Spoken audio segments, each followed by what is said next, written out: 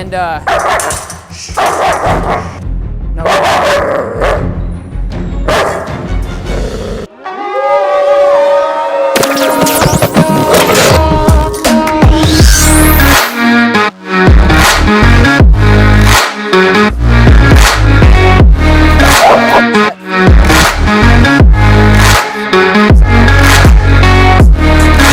No. Hey, what's up guys? Tom Davis here, America's Canine Educator. I just got a text message from one of the girls back at work that they're having a real hard time getting this dog out of the crate or out of the kennel because of resource guarding issues. They're not comfortable with it. This particular board and train came in for resource guarding issues. So I'm firing up the truck, loading the dogs back up, going back to the facility, and I want to bring you guys and walk you through the process and how I'm going to deal with this.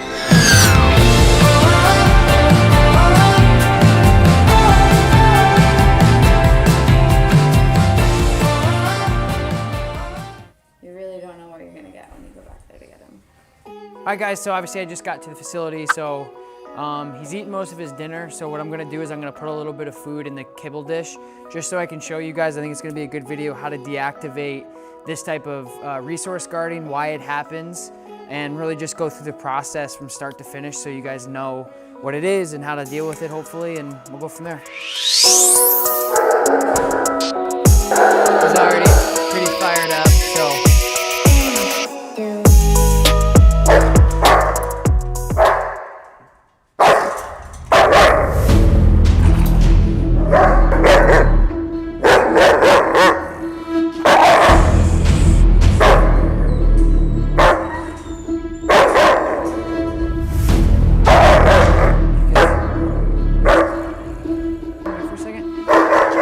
Alright, so what I did, guys, I just moved one of our other boarding train dogs just because I don't want to cause too much stress.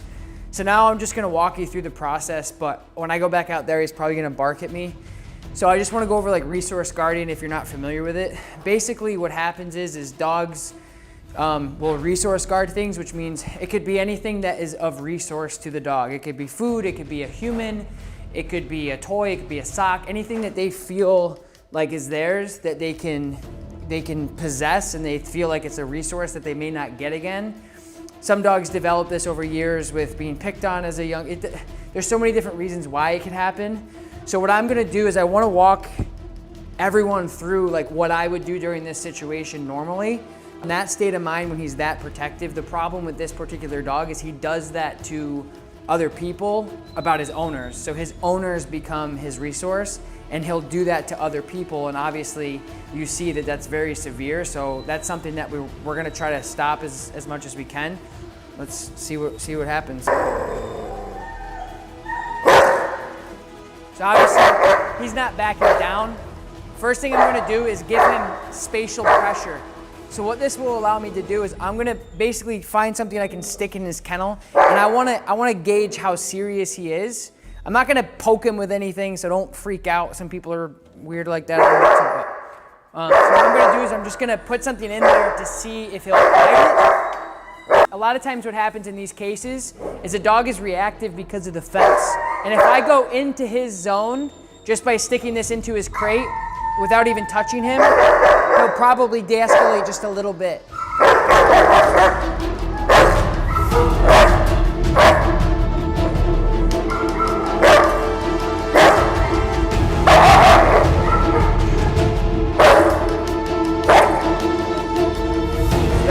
That's what I was looking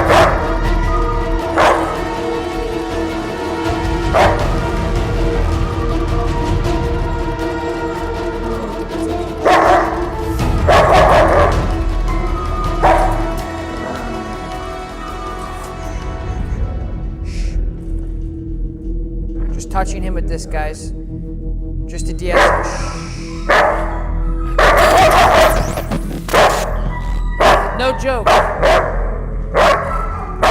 See how he's all about me. It's not about this. I'm just gauging to see where he's at mentally. And I'm gonna continue to just problem solve.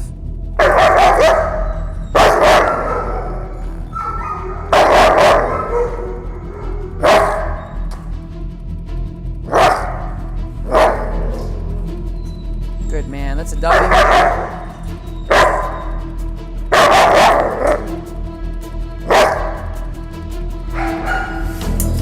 W. No.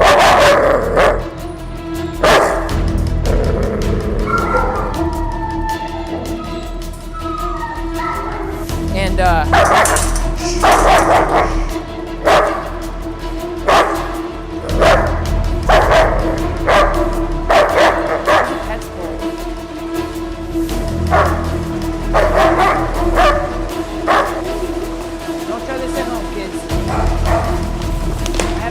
once I get him out, we're gonna...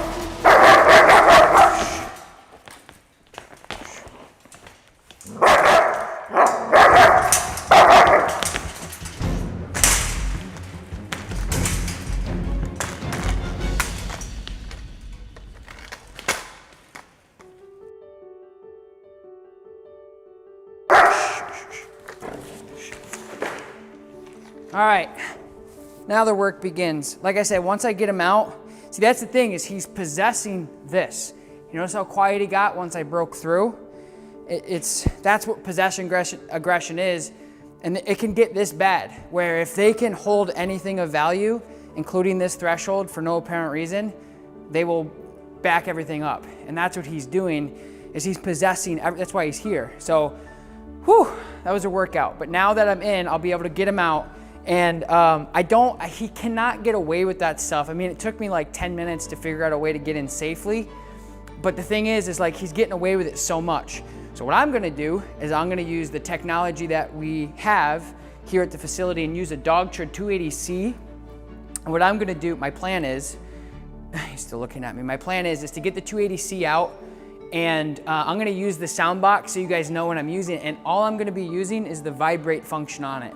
So my goal is when he comes at me, when I'm back here, I have the ability to give, good boy, yeah, you, he's giving me the lip still. I'll have the ability to give him some sort of consequence for doing that, because at that point, it was he won that entire war right there. So now, he won the battle, I'll win the war. For those of you who don't know, this is a catch pole, so it just makes a situation like this easy. So he can't get to me unless I want him to get to me at this point. So it's just a safe thing to use. I used to use it a lot when I was an animal control officer. So what I'm gonna do is I'm gonna bring him up front. So now I'm just gonna transition to a slip, and then I'll transition to an e-collar, and I'm just gonna use technology to help with the situation.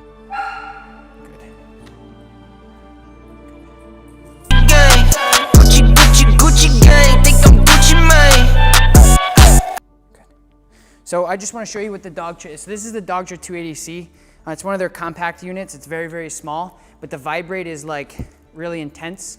And then I also have the Dogtra sound box. So every time I hit the vibrate, you guys are going to be able to tell through the sound box that's going to make some noise in the back. It's getting late. Been here since 5 o'clock or 5:30 this morning, but just walk you through the process here. So we have his food out, which he's going to get fired up about.